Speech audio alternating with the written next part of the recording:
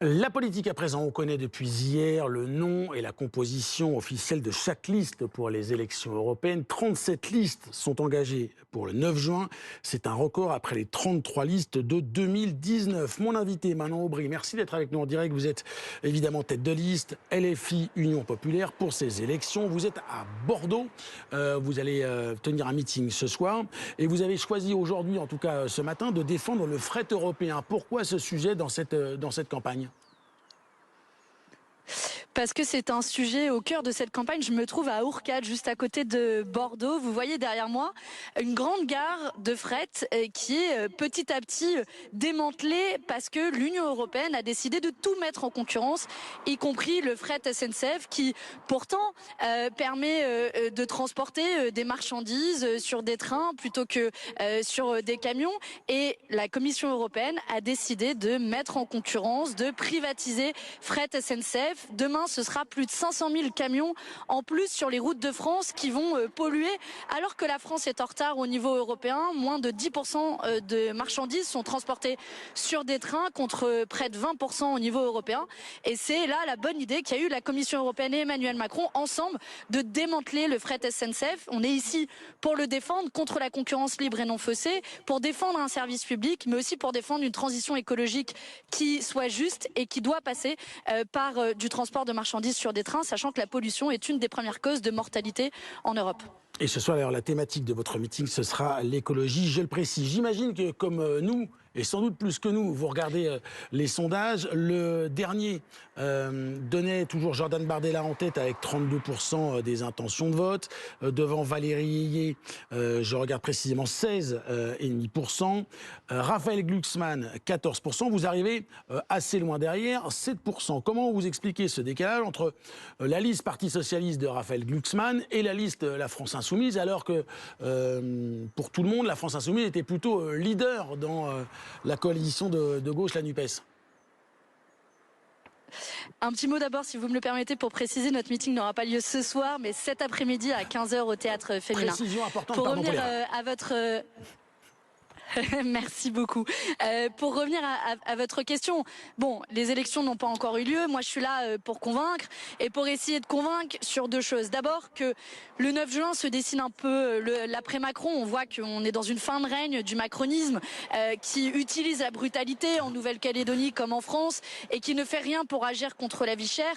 Et moi, dans cette campagne, j'ai mis la question de la vie chère en son cœur pour agir contre l'explosion des prix des denrées alimentaires, bloquer les prix des produits de première nécessité, mais aussi bloquer les marges des entreprises agroalimentaires qui se gavent et qui ont augmenté leurs profits pendant que les gens tirent la langue pour faire leurs courses.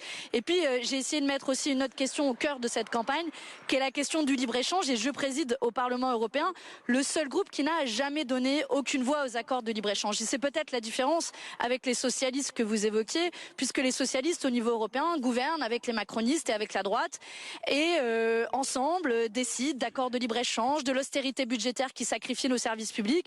Et moi, ce que j'essaie de défendre dans cette campagne, c'est le programme de la NUPES. C'est ça qui nous a permis de faire élire 151 députés à l'Assemblée nationale il y a 2 ans.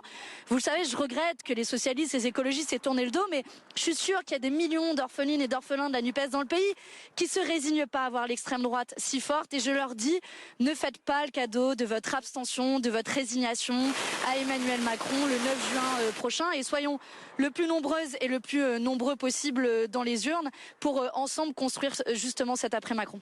Voter quelque chose, ses opinions, c'est un message évidemment essentiel. J'ai une question de Neila Latrousse, la chef du service politique de BFM TV, qui est sur le plateau pour vous. Bonjour Manon Aubry, vous venez de vous adresser aux orphelins de la NUPES en leur disant que c'est l'après Emmanuel Macron qui se dessine. Le député socialiste Jérôme Guedj, membre de la NUPES, s'adresse à ces mêmes orphelins en leur disant mais non, mais c'est l'après Mélenchon qui se dessine dans cette campagne. Plus le candidat Raphaël Glucksmann sera haut, plus cela permettra de tourner la page Jean-Luc Mélenchon pour la prochaine présidentielle. Est-ce que Jean-Luc Mélenchon est un boulet dans votre campagne ? Excusez-moi, mais c'est un peu fort de café que les socialistes veulent tourner la page de Jean-Luc Mélenchon, qui est celui qui a permis à la gauche de relever la tête il y a 2 ans aux élections présidentielles. Et surtout, c'est celui qui a créé la NUPES et qui a permis au Parti socialiste de survivre. Je n'ai aucun regret de ça parce que je crois profondément en ce programme de la NUPES. Mais du coup, j'ai envie de retourner la question à Jérôme Guedj et au Parti socialiste. Pourquoi tournent-ils le dos à ce programme de la NUPES? Pourquoi reviennent-ils sur la retraite à 60 ans, par exemple? On s'est battu avec des millions de salariés dans la rue l'an dernier contre cette condamnation à 2 ans de travail supplémentaire, contre les économies que le gouvernement veut faire sur notre dos, sur le dos des chômeurs, sur le dos des futurs retraités. Et moi, je me mobilise précisément contre cette espèce de course, de concours Lépine, des pires idées pour faire les poches des Français, qui vient pas de nulle part, qui vient des règles d'austérité budgétaire de l'Union européenne que les socialistes ont voté. Donc, si vous voulez revenir à François Hollande et à tout ce que ça a impliqué, oui, vous pouvez voter pour les socialistes. Mais je crois que la trajectoire qu'on a décidée il y a 2 ans avec la NUPES est la meilleure pour proposer une alternative au pays et surtout ne pas être condamné à avoir l'extrême droite d'un côté ou l'extrême libéralisme de l'autre, qui dans tous les cas saccage les droits des travailleurs, s'oppose à la hausse du salaire minimum, à des écarts de salaire maximum au sein des entreprises. Ça doit être ça le cœur du combat de la gauche et en tout cas moi j'y ai pas renoncé. Manon Aubry, une question d'actualité, vous le savez sans doute, une 6e victime est à déplorer en Nouvelle-Calédonie.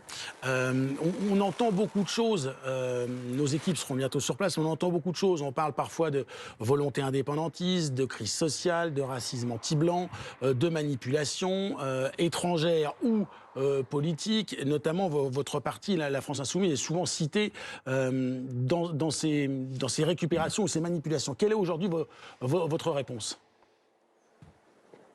Aujourd'hui, il y a une certitude, c'est d'où viennent ces violences. Et nombreux ceux qui, en Nouvelle-Calédonie, ont alerté.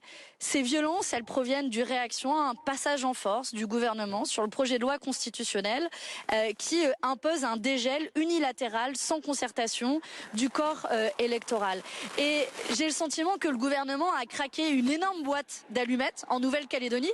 Et après, il vient nous voir et il dit au feu, pardon, mais il porte une lourde responsabilité. Il faut que le gouvernement arrête de passer en force. Il a réussi à détruire le fruit de 35 ans de paix civile en Nouvelle-Calédonie. Depuis les accords de Matignon en 1998, on avait réussi à retrouver le chemin pacifié de la décolonisation progressive en Nouvelle-Calédonie.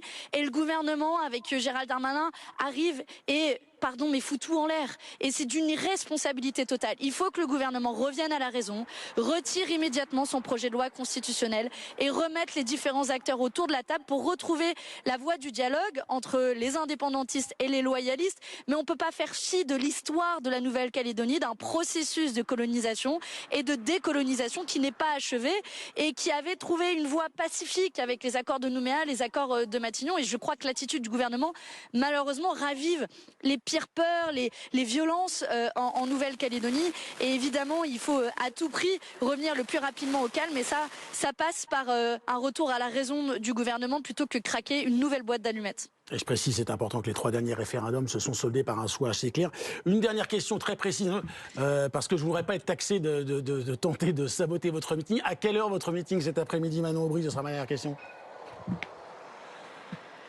Mon meeting, il est à 15h au théâtre féminin à Bordeaux. Et je précise sur le référendum en Calédonie, le 3e référendum est contesté par les Kanaks.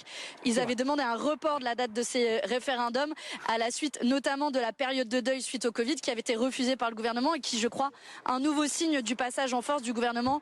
L'objectif, c'est le retour au calme. Et pour le retour au calme, il faut donner des gages, donner des signes. Le gouvernement doit se réveiller. C'est vrai, mais je n'avais plus le temps et vous l'avez pris pour moi. Merci beaucoup Manon Aubry d'avoir été avec nous ce matin dans le live.